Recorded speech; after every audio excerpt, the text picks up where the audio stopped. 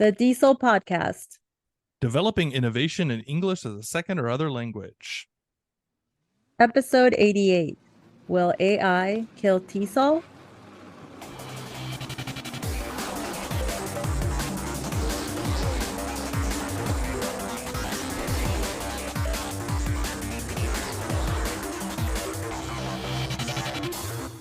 Welcome to DIESOL. This is episode 88. We are your hosts. I'm Brent Warner. And I'm Michelle Reyes. Hey, Good morning, Brent, I think. good morning. Yes. How are you?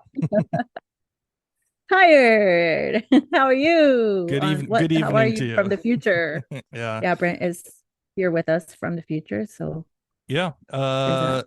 So we had a bit of a break. This is the longest break we've ever Mhm. taken, I think. Yep.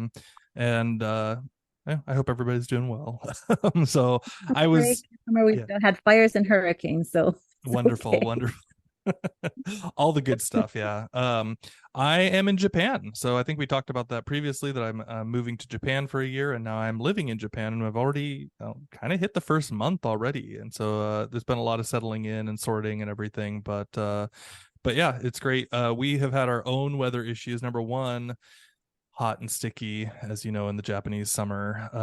But also we had a lot of not hurricanes. We've had typhoons coming through here. Typhoons. Yeah, the typhoons. So we've had, it was crazy, like watching the news on in Okinawa, like flipping cars over, just moving them and pushing them aside like it's nothing.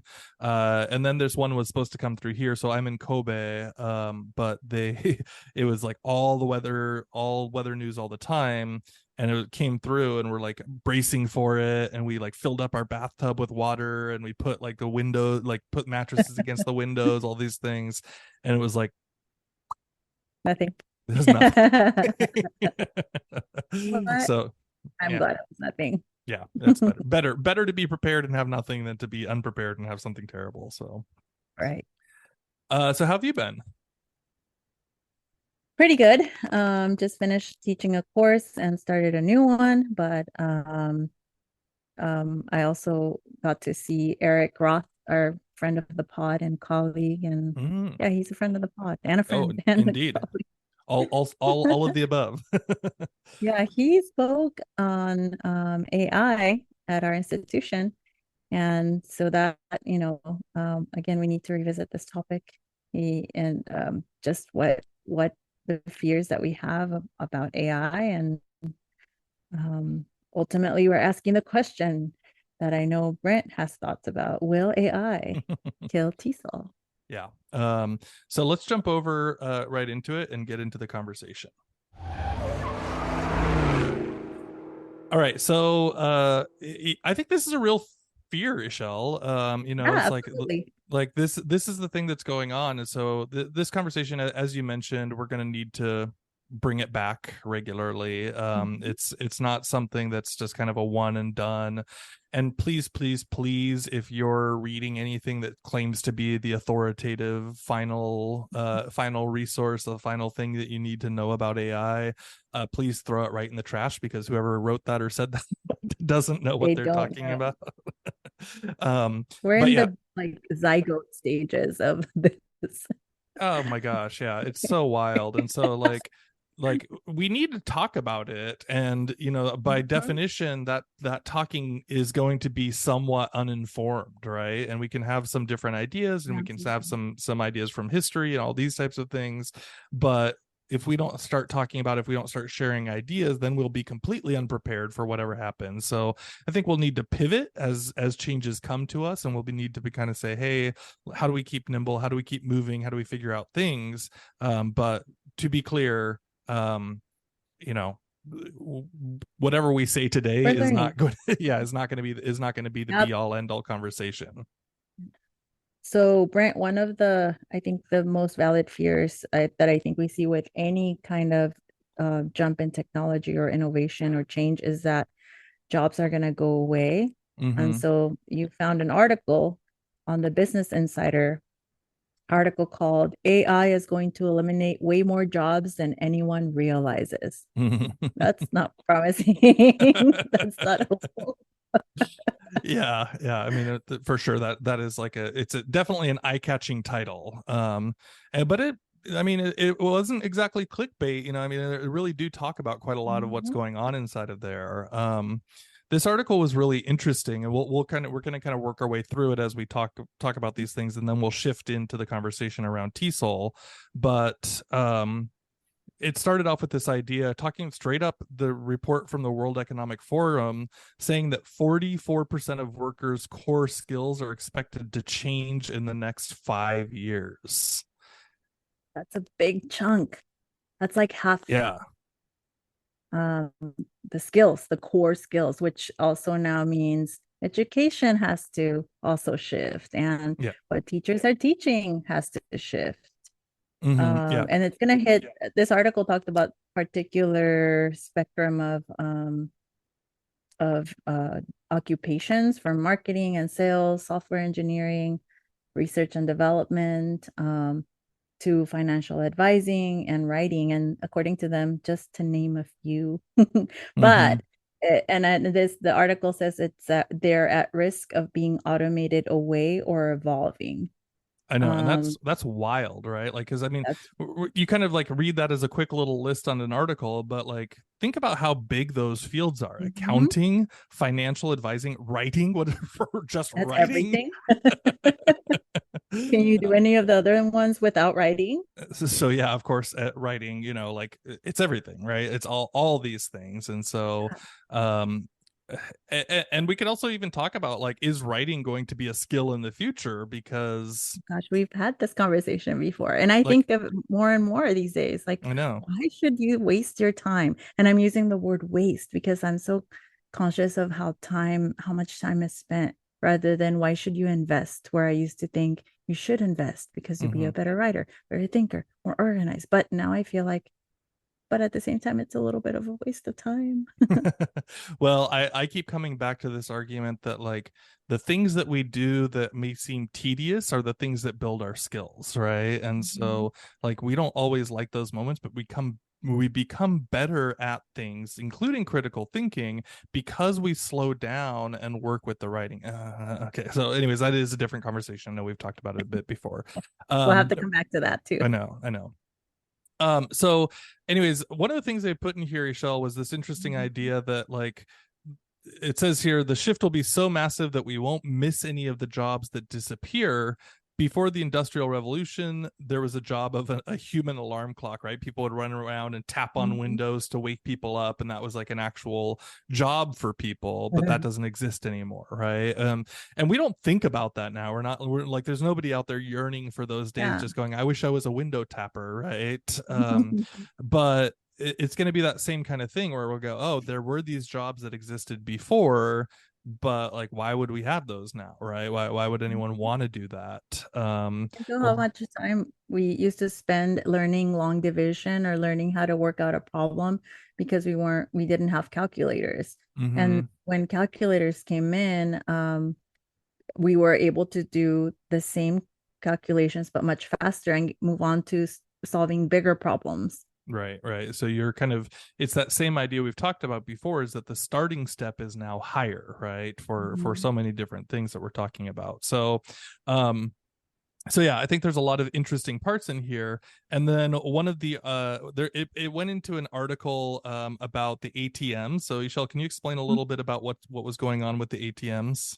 So yeah, like with ATMs, and I may have seen some of the evolution of this because in the past you used to have to go out into a central area of a city or to actually get to a big bank to do all of your transactions. But then when ATMs were brought into the banks, it now allowed for smaller branches to be allocated within, further away and maybe more convenient to people.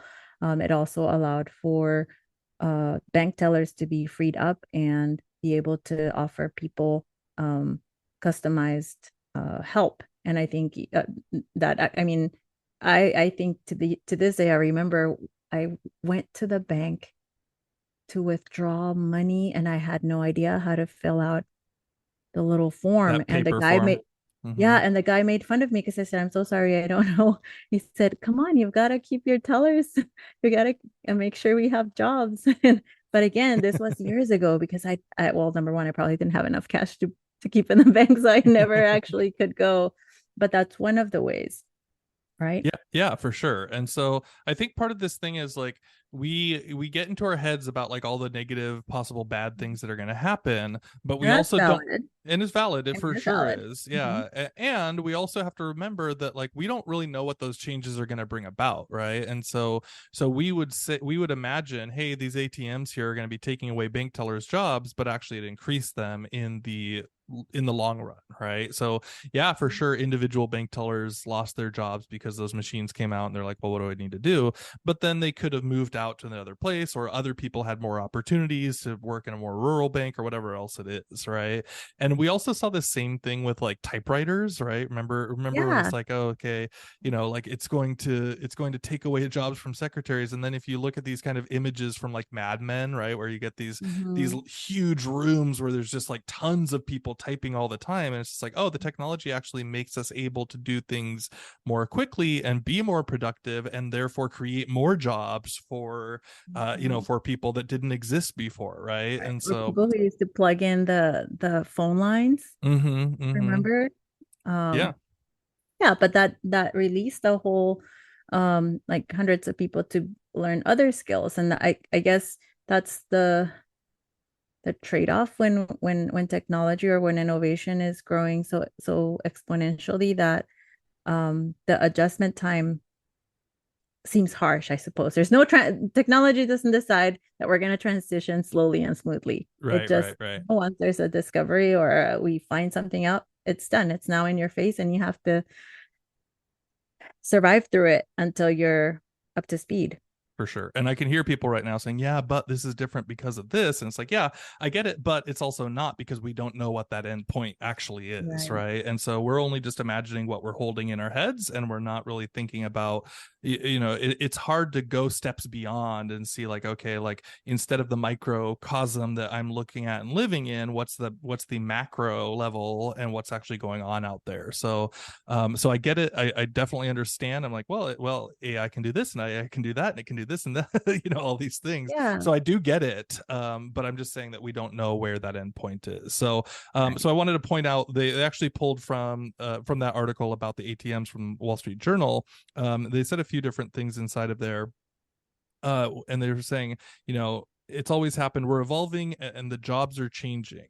The one major difference, however, is that the time of Mhm. change is compressing because the pace of technology is moving exponentially, right? Right. And so I thought that was really interesting. And they said the problem is not mass unemployment; it's transitioning people from one job to another.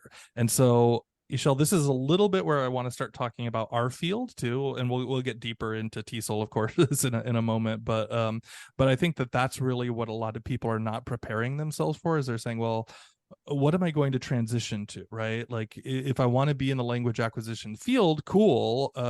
Is it going to look the same in 5 years, 10 years, whatever? No, probably not. There'll be different changes. There'll be a lot of massive changes. And you know but like are people preparing themselves to transition, or are they just waiting for things to happen? And again, we don't know exactly what will happen, but like the better you train yourself, the better you set yourself up, then you'll be in a much better position to stay safe if it's the field that you care about and love, right? I also see other teachers already. I mean, this is a little bit sad, of course, but I see teachers transitioning a lot, like on LinkedIn, for example, and they'll be like, okay, I was TESOL and now I'm doing um not only TESOL, all sorts of teachers, but like a lot of them are going to the Edtech companies, which is a separate concern of mine. But the they'll be like, okay, well now I'm moving into instructional design, right? And I'm helping teachers set up their stuff, and it's like, okay, cool. Like you're finding a way to match your passions and the things that you like with the education aspects, but also recognizing that these things are going to be part of that conversation. So people who are moving, I think, into instructional design are probably setting themselves up really well for a much longer future in the field. Yeah, I guess it reminds me of, as you're talking about that, it reminds me of the earlier days of Twitter where I was following all these teachers who were sharing so much of their work. And that's basically where I kind of developed some of my skills. And of course, it's years later now, and all of these people I used to follow are now consultants, or they're writing books, or they're, with some company. And it's like, wait a minute, I don't want to see advertisement of your product. But again, that has shifted, but that's going to bring, again, a whole new group of teachers, maybe not on Twitter, but a whole new group of people to fill in those places and differently. Absolutely. So, So I think there's a lot more. This article kind of goes into it quite a bit. There's interesting things on how productivity has changed, but I think we've kind of talked about it, Ixchell. So mhm. let's switch over to the actual TESOL conversation.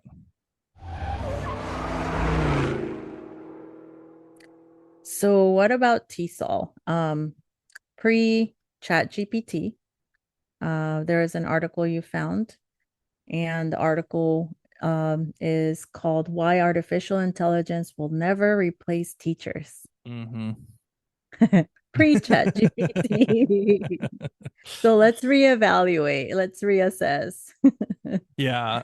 So it got into 3 points, three major Mhm. points in this article, and by the way, this is pretty good. Like there's some good Yeah. points in here. So we're laughing, but it's like, Mhm. but I am But wary I still of. hold on to some of these. Yeah, yeah, for sure. And we should. But I'm also just wary of articles that came out before Yeah. ChatGPT, because I'm like, well, did the person who write this really know what they're talking about, or were they just imagining AI from whatever, right? And so anyways, so it got to three main points, which is Mhm. teaching is about relationships, teachers are constantly evolving, and teaching is about human connection. And I don't know, Ishal. I think kind of one and three are kind of the same thing. Relationships and human connection to me sounds like the same Mhm. thing. But Because you can't really have a relationship without the connection. yeah. Anyway, so let's start with number one, teaching about Mhm. relationships. So what does that mean to you, and how do you see that connecting with our field? I think that as a human being, not as a robot, you tend to you react sometimes because you're able to assess how students are performing, but you're also able to distinguish the I guess the unspoken, the Mm-hmm. nuances that are there. You might be able to recognize their facial expressions, or they're feeling nervous, and they might need extra support from the teacher. Newcomers might need a little bit more empathy. So that to me is the aspect where I still have doubts that, or I don't know how fast AI might be able to get there. So I would actually say that I think that's where we can put most of our money on. Yeah, yeah. So building relationships and having people who want to work with you, right? Like there are a lot of things that I could learn just by reading about it online, or taking an automated course online, or whatever else it is. But it's not the same thing as when I go in and work with a teacher and work with classmates and having those connections with other people. So I think that is still going to continue to be a thing. But one thing that I am, I predict that teachers who with the top down approach are just going to be weeded out completely. Like if you're just like a lecturing teacher, and if you don't show your students that you care about them, if you don't get involved with them in their learning process, I don't think students will find any need for you, and they won't take your classes ultimately, right? Like you'll be the person that's constantly hustling to find students to join your class or whatever else it is, and it's like they're going to go, not really, because I can learn otherwise without you. I can just, if it's just information, I can read that, I can ask ChatGPT or whatever to give it to me. So It'll be um faster and more accurate with sources. yeah, so if you're not developing that relationship, and language learning is a process, right? It's not an instant thing, and so you have to actually kind of I think the teachers who are good at unfolding that and helping the process move along are going to be really effective. The ones who are just like, here's the information, figure it out, those ones are going to be the ones that are struggling when shifts start coming. Mhm. The second one that you mentioned was that teachers are constantly evolving. Mm-hmm. That's true. We're constantly needing to try new things. Well, the people who I believe the people who like to enjoy what they do are Mm-hmm. constantly learning new things and experimenting with new methods or new Which approaches. by the way includes everybody listening right now. If you're listening of your own free That's will, you something are one of new. those people. Yeah. Yeah, you're one of those. You're curious. If you're curious, I think that that's what's going to keep you growing. Um, and no machine could ever duplicate the nimbleness and creativity of a good teacher. I think part of the traits that make a good teacher is that, as I said, that teachers stay curious because they're constantly assessing and evaluating how they're going to bring that lesson. They always have to teach a new meaning for them and for the students, especially as the student populations change. And teachers are constantly needing to see, how can I do this differently? How can I change a little bit of this? How can I tweak this? Or, oh, I learned this from someone else, how can I incorporate that? So Mm-hmm. that's just not something that a machine can do yet. Yeah, I'm going to put a very strong emphasis on the Yes, yet one. This yes. this is one that I disagree with actually. Mhm. The constant, like yes, teachers are constantly evolving and that's great, but I actually think they're saying no machine could ever duplicate the nimbleness and creativity of a good teacher. That's the part you quoted there.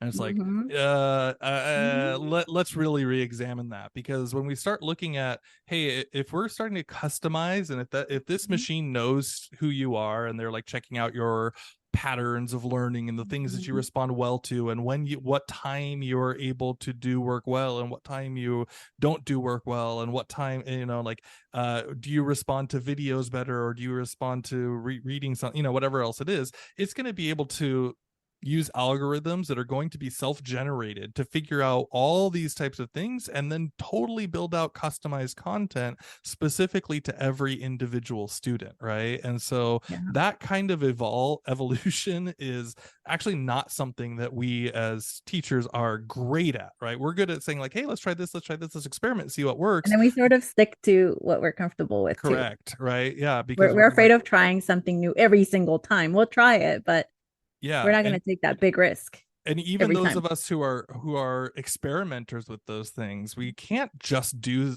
oh, like here's something that works better. But if we're able to say like, hey, I have a database of 1 million students that I'm pulling from who are all doing things, and then using that, like the Netflix algorithm, to recommend the best movies that you would like, to recommend the best learning techniques, and based on the themes that you like, right?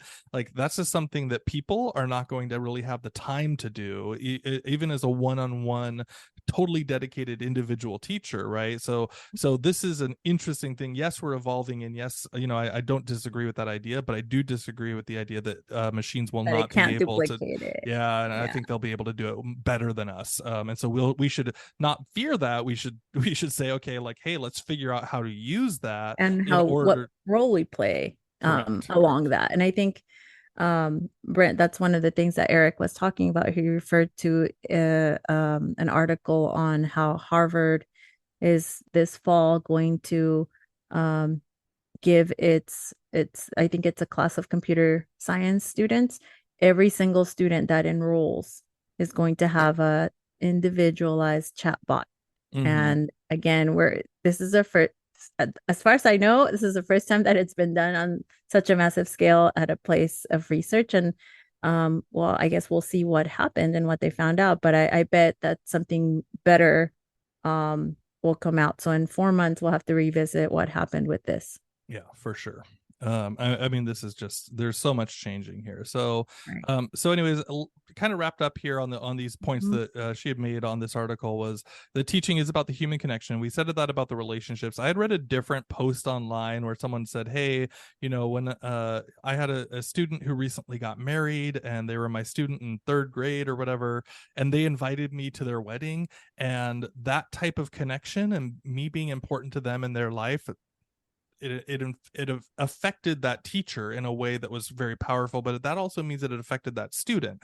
And you will never be able to invite your bot to your wedding, right? Like, and it's not going to be a thing that it would care about, or like it would care, quote unquote care about. And so that is an interesting point, right? So it's like, when we develop human relationships with other things and with other people, then that is something that isn't replicable as far as I can see. Now we do have feelings for things that don't exist, right? Ixchell, you Yeah, and I you know, were we're talking about this.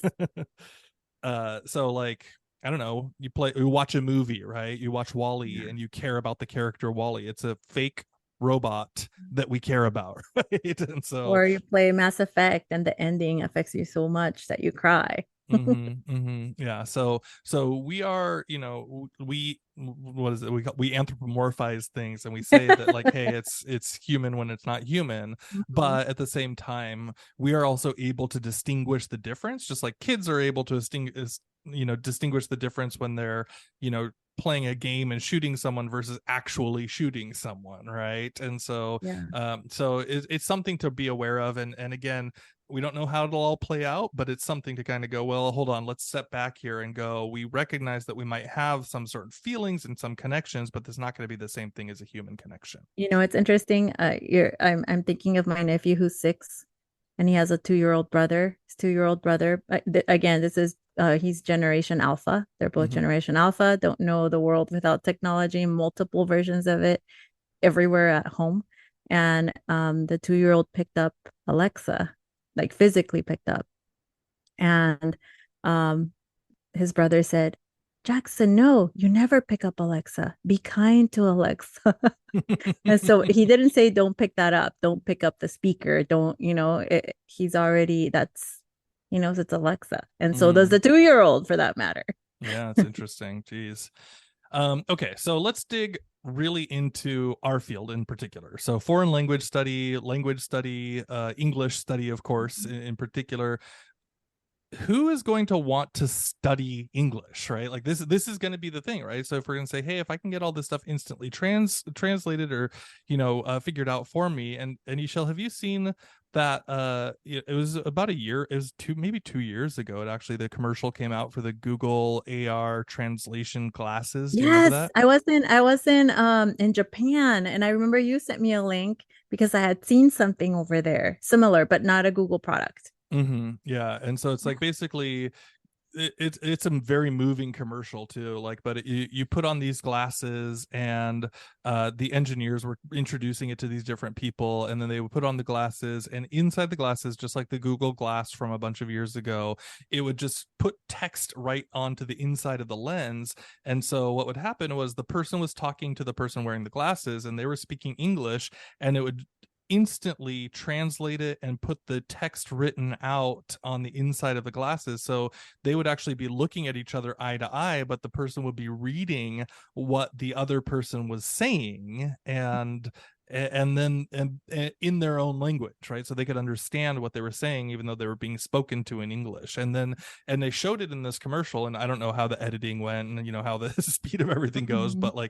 but essentially they were having a real conversation, two of them speaking separate languages, but in immediate real feedback time, right? And so when we start incorporating in the AI side of this stuff and the generative side of things and going, well, hey, we can instantly swap this thing out, we can put this language inside of things, then we do really have to answer this question: who Who wants to want to study? study English?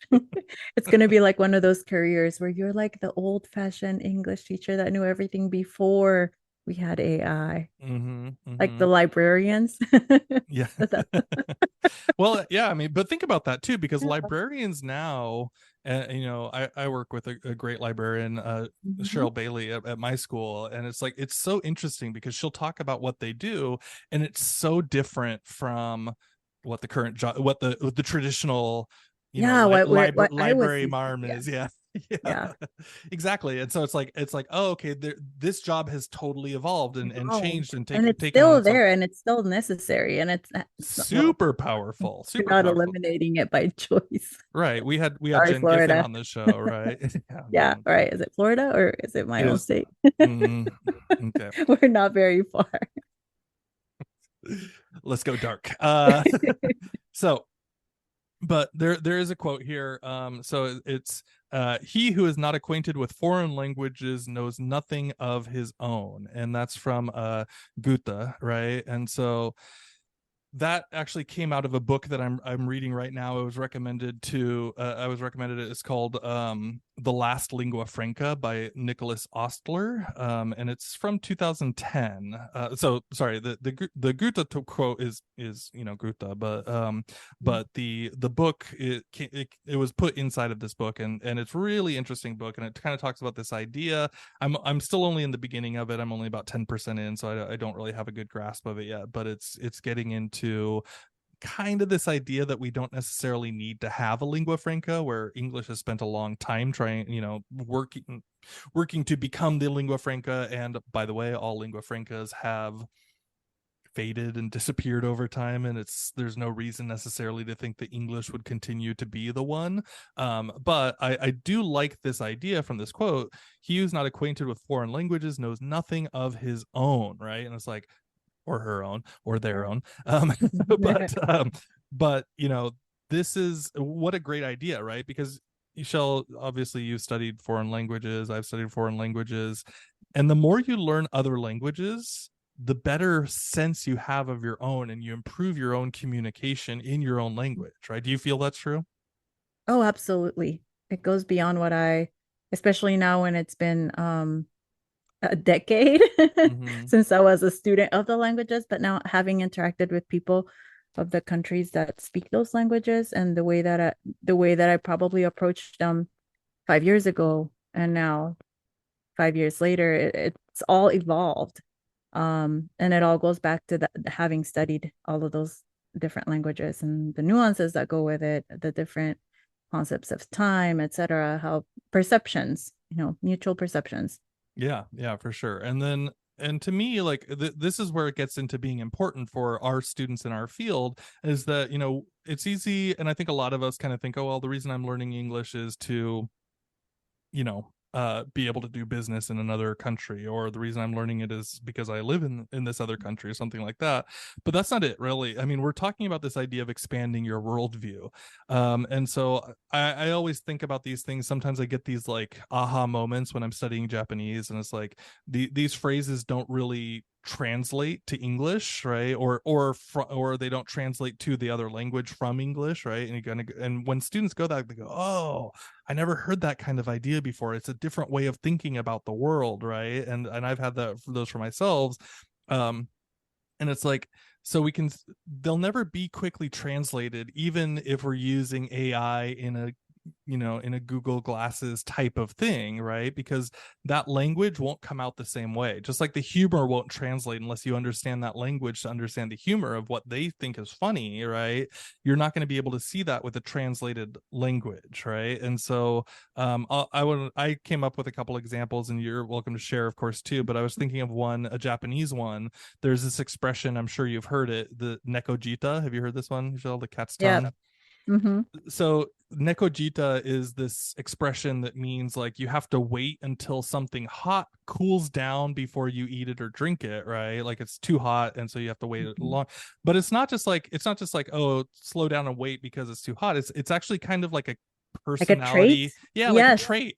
Like it's like a Yes. trait of a person, and they're like, oh, you are Are nekojita. you, yeah, Nekojita. My And my you're students used to ask me, are you Nekojita? I'm Nekojita. I'm like, what are you talking about? Cat's tongue. It's like, okay. yeah, and it's like doesn't everybody have to wait until something is hot to like how Mm-hmm. is that a trait until you start understanding the culture and how it's playing and how that works? Then you're like, oh, this is a different way of thinking about things. It's not just a situation that happens. It is a way that a person is, right? And so, and then even to this day, I still kind of like, I get defensive about it. It's like, oh, like that makes me not tough, or I don't know, something dumb like that, right?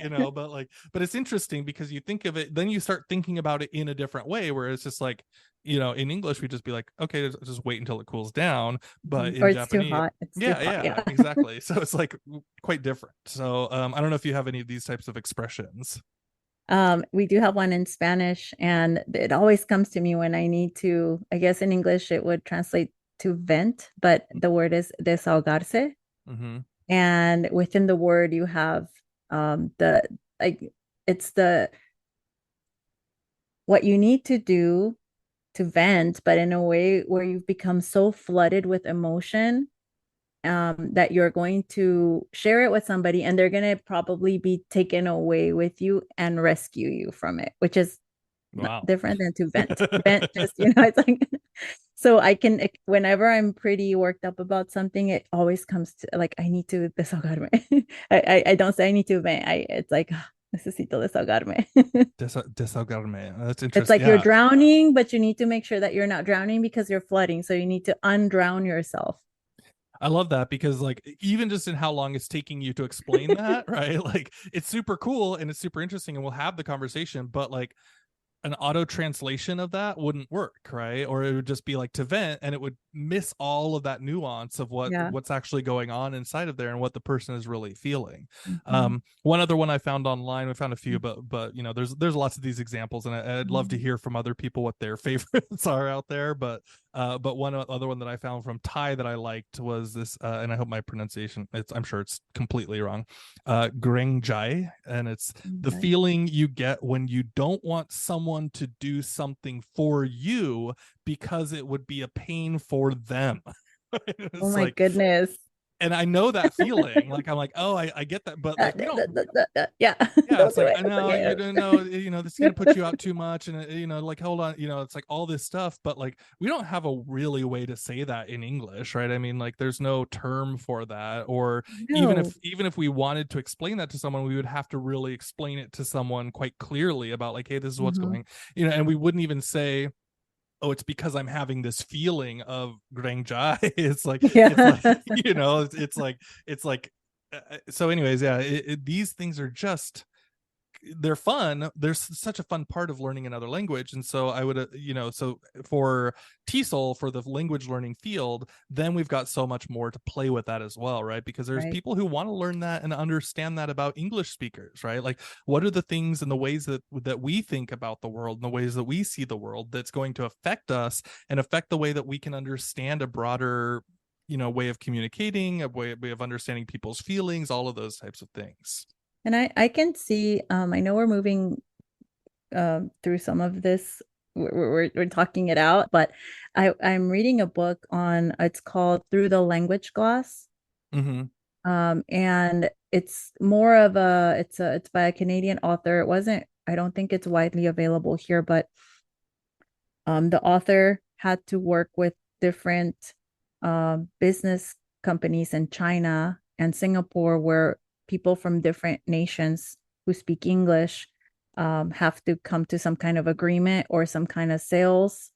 And because of these kind of what are these ideas that cannot be translated into Mm-hmm. English, how he had to take a step back and now start thinking of everything as a continuum, and how a Dutch person might perceive a Canadian expressing the same idea, and how a Japanese person might be perceived by an Arabic speaker when they're apologizing, and just all this stuff that we don't think Mm. about, that I don't know how fast uh AI can get there. I don't, I think it's a possibility now. I just, again, but it's just fascinating. Right. Well, and I mean, also I see this as problematic too for language learning because Mhm. you might see someone speaking in one way and see it translated in another way, right? And Yeah. it's like, hey, what are you doing, right? And they're clearly mad and like screaming at you, and then the text comes across as like, it's already pre-programmed to try and be polite and clear, right? So it's like, you know, can we talk about doing this in a different way, question Yeah. mark, but the person's Well, screaming and pointing at you, you're like, wait a second, yeah. I'm getting mixed messages here as well, right? So at I was watching, how I like true crime, and I've been watching different trials. And in one of the trials, there was a witness who spoke Spanish but spoke Puerto Rican Spanish, and the court translator was not was not translating from Puerto Rican Spanish. So there were so many disagreements in the comments of people who knew Spanish, different Mm, types of Spanish, and now saying, no, that's not what she said. She said this. No, oh, that's not. And so again, some of those nuances were lost because we don't know, and also I don't necessarily know what the court needs translated in order to go into record, but right. that's it could be problematic. For sure. Yeah. And so we'll definitely be dealing with a lot of these types of stumbling points as we go into all of these, as we go into this language learning concept, and like what needs to be done and what doesn't need to be done, and what can we trust in terms of, AI stuff, and what can we not trust yet, and of course we can't trust people all the time either, right? So it kind of Right. there's a lot of negotiation that will still continue to go on. So I think we'll wrap this up with this last section here, Mhm. which is what kind of programs are going to exist and what will fade away, right? Because I think that this is going to be a big part of this conversation, is like, hey, Mhm. I teach ESL or ESOL in this setting or in that setting. Is that going to continue? Is that going to not? And so, Michelle, I think I'd like to hear your thoughts on some of these as we kind of just go through the list. Yeah. So So I let's know start you with, oh yeah. go ahead. I was gonna say we're gonna vary on some of these, but Yeah. Yeah. let's get into it. Totally fine. So K-12 ESL. So ESL, when I'm saying ESL at this point, I'm talking about students who have come to a native English speaking country like America or like the UK. They've come from another country and now they are in a K-12 program of some sort and studying English so that they can survive in that school. So what do you think is going to happen with K-12 ESL? Well, I'm not necessarily completely up to date as to how they're currently teaching ESL in K through 12 right now, but I do see this as where a student could have an AI. You won't need a teacher's aide anymore, or you won't need, like, I don't even think they do pull-out groups anymore. I think if a student can just listen to something and then have it translated into their own language and then perform on a test, I don't think that I think there will be some components of it that will have to be adjusted that will remain, but I don't know that it will exist the way it is. I think the cultural part, maybe to help them transition better, to have the human contact, and especially because they're children, and have those relationships. I think that aspect will still be there. Interesting. Mine is quite different actually on this one. So Mm-hmm. I actually think that this will stay pretty solid Mm-hmm. in the program. So because these are kids who are coming and trying to um you know fit into the culture where they Mm-hmm. live, right? And for kids, that's super important to be able to communicate with other kids, right? And their brains are sponges, right? They Mm-hmm. have the Yeah. most flexibility in learning at that point too. And so I think that this will actually stay pretty strong programs. Of course, I do agree with You you don't that think there will it's be. going to change? I just think a lot of it might change, and who knows, it might change and then go back to what it Oh, I think was. I think parts will change, but I don't think Mm-hmm. these programs will fade away. Is what I'm getting to, and so Mm-hmm. so I think there will be a lot of AI stuff going on, like help and support and all of those Yeah. types of things. But I really think that the kids who are coming in and they're in these programs, they're going to learn English, right? Mm-hmm. Yeah, they're going to learn English, and they're going to need programs to help them build and learn their English so that they can survive, because the schools are not going to, even with the options for translating or whatever else it is through AI, they're not going to build all of their curriculum in 20 different languages for every different student that's across the whole school, right? And so Mm-hmm. it's regardless, it's going, and it's going to be better for the student in the long term if they're going to be in America. Let's say they've moved here as a refugee or whatever, and they're never going to leave. They're going to Mm-hmm. want to be an American, and so they'll want to, you know, learn that, and of course they'd like to keep their own language. I'm not getting to that at all, but I'm just Yeah. saying I think these programs will continue to exist. Okay. Okay, What so about next, oh yeah, adult ESL? same kind of thing actually. I think my thinking is that these will be adult ESL. The students who are in, we have a very robust adult ESL program at our school, and I think that this is the reason that a lot of these people are taking these classes is because they want to be involved with the culture more. Now I So think there will be, integrated, are you talking, do you mean like yeah, yeah, more integrated with the culture, more part of American life. community? Yeah, Mm-hmm. the Right. community. Now I don't think that's going to be the same for everybody, because I do think a lot of the people who are taking those classes are just kind of like, I guess I kind of need to know some stuff, and like they would be like, if I could get those glasses and if I can get it going on my phone with the headset, I'm good. Like because people that live in another country, and 90% of the time they're still speaking their own language. They've come as an adult, they don't really care that much, they want to just kind of do their thing.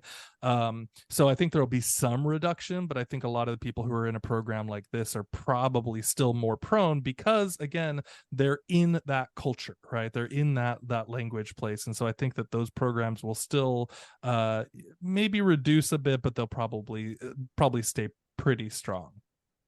Okay. So what about TEFL?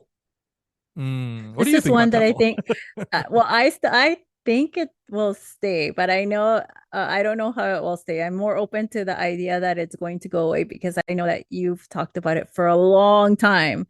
I think that's opened my mind to that, but I don't know how it's going to change. I think it'll stay for a while. But I want to hear what you think now. I guess it's not even post chat GPT through the initial stages that we're going through. Yeah. I do think it's gonna fade pretty seriously. I Mm-hmm. don't think there's gonna be a lot of people that are gonna want to just study English for no real Mm-hmm. reason, like even if they're going to say, hey, I'm going to do business once a year, like for a week with these people from America or people from Australia or whatever it is, right? I don't think that that's going to be a heavy motivator for people anymore. Is it going to be like what, playing the piano would be your Yeah, I mean, like something like that? absolutely there will be people who will want to learn languages Mm-hmm. as hobbies, right? As Yeah. like, hey, I want to keep growing my, I think this is interesting. I like it as its own thing. But a lot of this, like, hey, I need to learn this to be able to be a contender in the world field. I think a lot of that's going to fade, and therefore a lot of TEFL is going to fade as well. And I think, if my understanding of this book, the last lingua franca, is correct, then most of the people aren't necessarily going to feel a need to learn another language just to be able to be competitive in the world stage, right? And so that doesn't mean they won't want to learn them at all, but I think that there'll be a lot less outside pressure to learn a foreign language and to learn English as a foreign language. Yes, there will still be some, yes, they will still exist, but again, I'm seeing, like, I see a very serious drop in the TEFL field overall. Okay. Credit writing programs. I actually think this is where I feel maybe because I worked in writing programs more than the others, Mm-hmm. but I feel that I feel scared to say that they're going to fade away, but I Mm-hmm. do think that there is going to be some kind of massive revamp of what it means to take a credit writing course. And it might just be refined and maybe outsourced to the departments that depending on the type of writing that the student needs. I don't know. That's how I feel about it right now. I Yeah, think that they no, will fade away. I'm And it 100% makes with me you. feel bad. Yeah, I mean, this is my bread and Yeah. butter. I mean, this is the Yeah. main courses that I teach at school. Mhm. And these are the main programs I've been running for many years, in our program. And so, and it's just like, it's devastating, because it's like when you tie it to yourself Mhm. personally, you're like, you feel hurt, Oof. right? And you're like, Yeah. oh, like Like, all oh this my work I've gosh. done for everything, right? But we've had some of these conversations with my department, and it's like, well, are we just going to stick to, like, this, The hey, traditional credit, right? this is Yeah. tradition and blah blah blah, or are we going to start saying, hey, we need to be ready for this? Because it's, Mhm. at least in California, students already have the choice of going directly into a transfer level course and skipping the ESL. Now they are currently failing those courses a lot if they don't have the English language Mhm. skills, but in the future, maybe the teachers out there, and I've already seen teachers talk about this for years, they go, I don't really care if the student can speak English, I care what their ideas are, right? And it's like, okay, well, if it's going to get translated and prettied up and put together in a clear way through ChatGPT or whatever, yeah, I don't see a long future for Mhm. it right now, at least as the way that it stands. So these types of programs are, my colleagues know that this is what I think. Yeah. So it's not like I'm shy, but there's going to be people that are hurt by Yeah. this idea and Yeah. and are devastated too. So, Angry too. mhm. But again, I think I'd like to point out that long ago we used to have women paint watches using radium by licking their paintbrush into the radium to paint the numbers that glowed. What? And then, yeah, the radium girls, they died of cancer. Jeez, I And don't. when yeah, well, you need to read this book, Radium Girls. And then when they came out with the research and they shut it down, people were angry because people lost their jobs. Oh, that's the connection. So I'm like, that's a connection. what are you talking about? People lost their jobs. People lost their jobs. But Okay. again, yes, it's Mm-hmm. getting late over here. All right. Let's wrap this up with a couple quick ones. So this is your current area, Ooh, ESP, English for specific purposes. What do you think? this is scary. I think this is going to fade away with very few places where like government certain government jobs or in the medical field where you might need to know um I don't know, like where you can't trust the technology. Mm-hmm. I think it will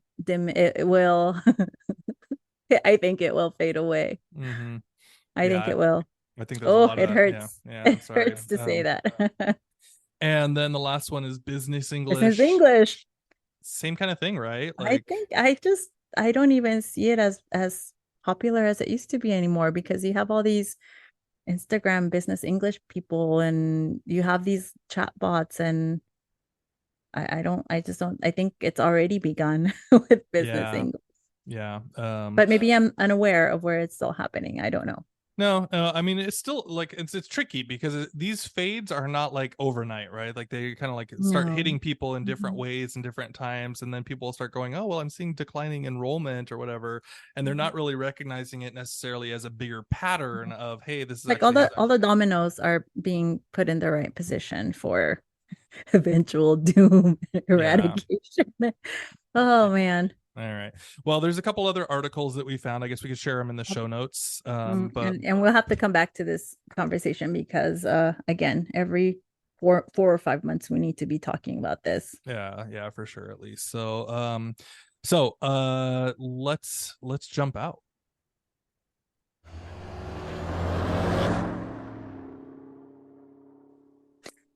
All right, it is time for our fun finds. And today I have Simulation Slabs AI.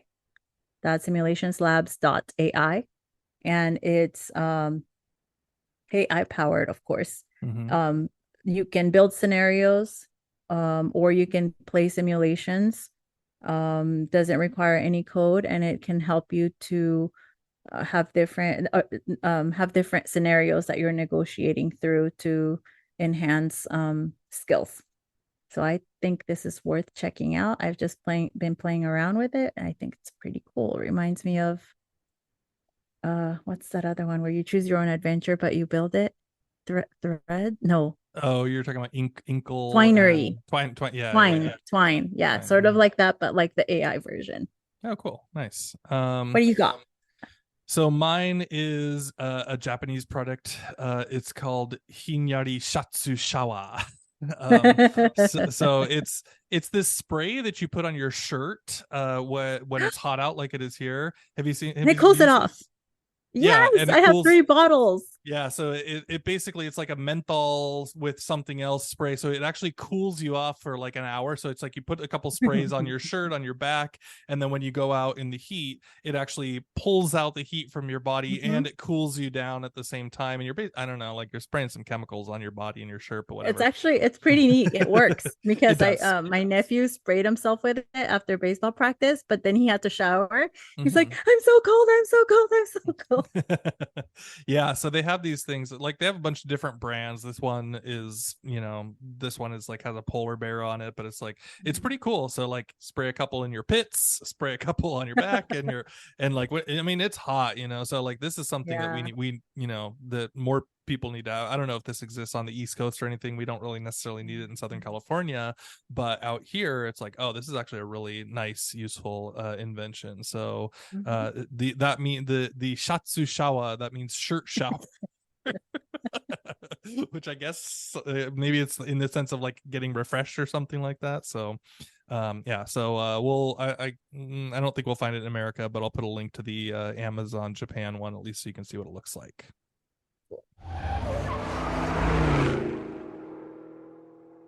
All right. As always, we thank you for sharing the show, buying us a coffee, being part of our Patreon. Maybe Brent can update that Oh from yeah, Japan. maybe.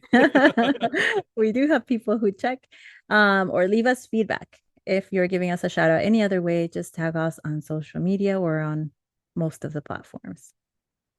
For show notes and other episodes, check out diesel.org/88. And of course, you can listen to us at VoiceEd Canada at voiced.ca. I kind of stopped Twitter, Ixchell. Have you? I've only been retweeting. I just for right now, I'm just my tag is a or my handle is a placeholder. I don't know what the future holds. Yeah, I'm really not happy with the direction it's moving. So I'm kind of trying other places, but look for me on other places. Brent G. Warner. Oh, and I'm Ixchell so far at Ixy_Pixie. That's IXY_PIXY. Since I'm here, we'll do Japanese. In Japanese, thank you is arigato. So, arigato for tuning in to the Diesel podcast. Thanks, everybody. Bye.